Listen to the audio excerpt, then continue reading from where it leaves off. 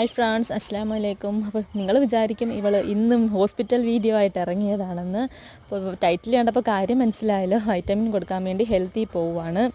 6 മാസം കൂടുമ്പോഴാണല്ലോ വൈറ്റമിൻ മരുന്ന് കൊടുക്കുന്നത്. ഭാഗ്യത്തിന് 2 പേർക്കും വൈറ്റമിൻ കൊടുക്കാനുള്ള സമയം ഒരുമിച്ച് വന്നു. അതുകൊണ്ട് 2 പേർക്കും ഒരുമിച്ച് അങ്ങ് കൊടുത്തു കേട്ടോ.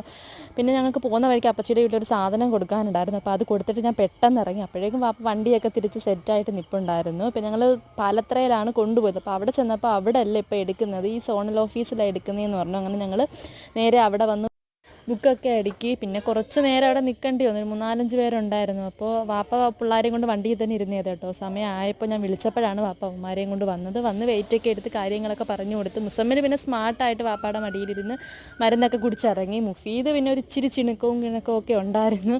അതൊക്കെ കഴിഞ്ഞ് മരുന്നൊക്കെ കുടിച്ച് ഞങ്ങൾ അവിടെ നിന്ന് ഇറങ്ങി. പിന്നെ ഉച്ച കഴിഞ്ഞ് വാപ്പാക്ക് ജോലിക്ക് പോകണം. അപ്പോൾ അതിന് മുമ്പായിട്ട് കടയിൽ ചെല്ലണം.